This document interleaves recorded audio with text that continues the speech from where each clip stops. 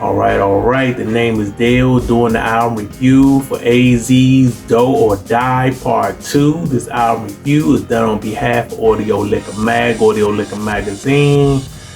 I am very late doing this review. I done had this album for about a month or a little over a month. So I haven't had time to get to it like I wanted to. I'm not going to do a deep dive into all the songs as far as details go. AZ first appeared on Nas' first album, Illmatic, on the title song Life's a Bitch in 1994. That was the first time that the world heard AZ, and he shined. He outshined Nas on his own song. I remember hearing it back then and be like, oh, who is this guy? Whenever this guy drops, just based on that one verse, I'm getting him. I'm getting his album. That's how strong his verse was on Life's a Bitch. Classic verse. And AZ's first solo album dropped in 1995. The first part, called Do or Die. And AZ's had 9 solo albums. 1 group album with The Firm. Many people consider the first Do or Die a classic. I don't think it's a classic. I think it's a good album, but I don't consider it a classic. I don't just consider something that's old or give you nostalgia a classic. That's just my opinion. And I also think one of his albums, I believe his 4th album, might have been even better than his first. And the name of that album was Asiatic. I thought that album was just as good, if not better, than the first Do or Die. But I'm sure I'm in the minority with that opinion. But I thought that was one of his most slept on, underrated albums out of his catalog that no one ever talks about, seems to talk about.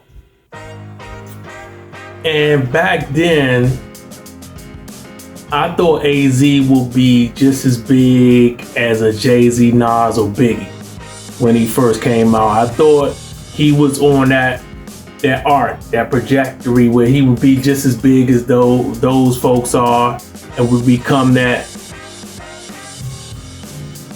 legendary status on that level. It didn't turn out that way. It didn't work out that way for some reason or another. But that's how I thought his career was going to go. That we would be talking about him in the same light as we talk of Jay-Z or Nas at this point. Maybe it was due to him going to, each album seemed to be on a different record label. He started off on EMI, I believe. And I believe the department he was on, the branch of that record label that he was on, dissolved after his first album, or first or second album. And then every album after that seemed to just go from Motown to this album record label. Then he was independent during the 2000s, most of the 2000s. So maybe that has something to do with him not getting to the level I thought he would get to.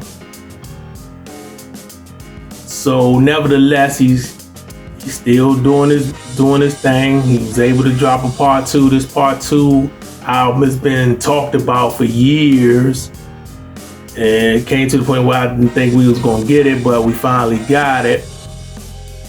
And I'm going to give you a little something on, not going to go deep into each song in detail, but I'm going to give you a little of the highlights on the album. You got the first track, which is called Conversation with God, featuring Idris Elba, the actor. Yes, that actor, the one from The Wire and Luther, so on and so forth, been in a ton of things. But he's known for his character Stringer on The Wire. He just talks on the intro. It was produced by a guy named P Soul. And then you have another track called Just For You, produced by Bink. Then you have another track called The Wheel featuring Jaheim, produced by KG, and I believe it's the same KG who used to be with Naughty by Nature, still with Naughty by Nature. I think they still do touring. So it's that KG. And the song had to grow on me at first.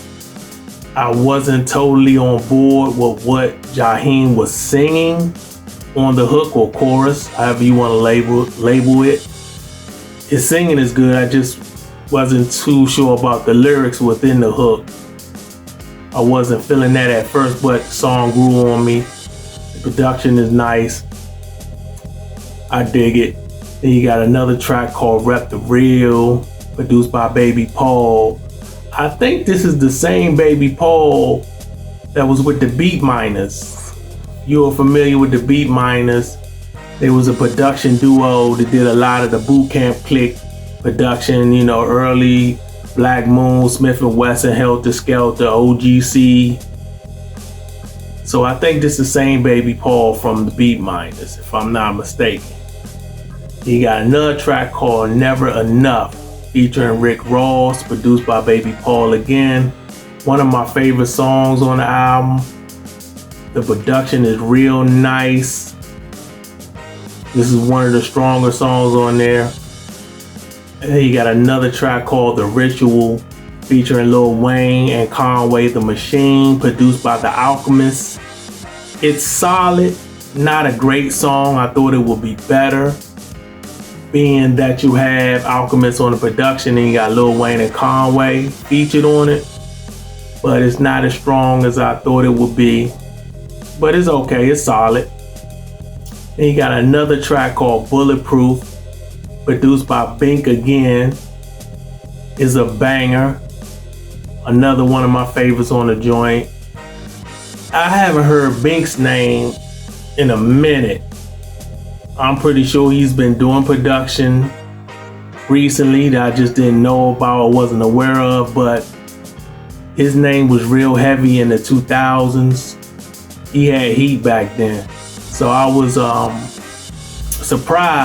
pleasantly surprised to see his name on the credits for doing some production on this joint. Because I used to really like his production back in the day. Very underrated producer. He did some production on the first Blueprint album, Jay-Z's Blueprint album, if I'm not mistaken. People just think it was just Blaze and Kanye West, maybe Timbaland, but Bink did a few joints on there as well.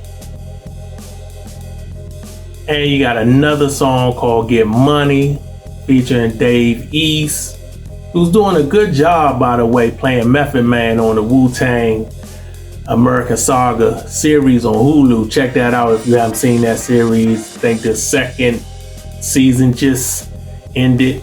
Hope they get a third. This song by AZ called Get Money is produced by Buck Wild, featuring Dave East, as I said. Pretty strong album. I think he has a video for this joint. He does have a video for this joint. And he has a video for The Wheel as well. And you got another track called Check Me Out, featuring Pete Rock, produced by Pete Rock. And it just comes full circle. Pete Rock did some production. I think he did like 1 or 2 tracks on the first Do or Die. Rather Unique was my joint on the first Do or Die, produced by Pete Rock. This is not nearly as good as that joint, but it's good. It's good. It's a good joint. Good song. And I was talking to a young MC, young rapper named Trey Bugsy Black. Check him out. He has songs on all the streaming platforms. He has videos all on YouTube. Very talented young man. He's in his 20s. I'm in my 40s. And he was saying that when he listened to the this new AZ album, he felt like it was a little slow, a little mundane. I don't want to put words in his mouth, but to that effect, it didn't really grab him. And he thought maybe it was a generation thing. And I was telling him no, because I can see where he's coming from. It is not, the album doesn't jump at you. It's not a song that you really like, oh man, it sticks with you. The album is solid, pretty much from beginning to end, but it's nothing that it's very laid back. Very laid back, which is AZ. That's AZ style. That's how he is. But even in that sense, it was nothing on this album, maybe with the exception of one or two songs, that he'd be like, oh, like, I get where he was coming from, and it wasn't a generation thing. Because I totally get how he could feel that way, even though I thought, just based on our little short conversation about it, I felt that I thought the album was better than he thought it was. But I totally understand where he was coming from. So I would give this album a B-. Not as good as I thought it would be, being that I've been hearing about this part 2 to this album for years. And when you look at the production, the producers he got to do the production, I was like, oh, he didn't pull some of the guys from back in the day out the woodwork, you know, like KG and Bink. I was like, and Baby Paul was like, well, I ain't heard these names in a minute.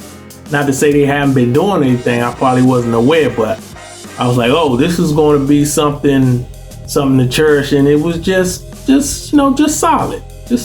That doesn't mean it's not worth getting. Doesn't mean I don't recommend it, because it's still a B- album. But anyway, I gotta do a shameless plug. I have an album out along with my brother Ali. It's Ali and the Ugly Professor. The name of the album is called Run the Gamut. It's hitting on a range of different subjects, from racism to sex to relationships, battle rap, storytelling, religion, you name it. We get into it. It's intelligent, hardcore, soulful, ugly face music. Get it. It's on all the streaming platforms. There you have it. I'm done. I'm finished. I'm out.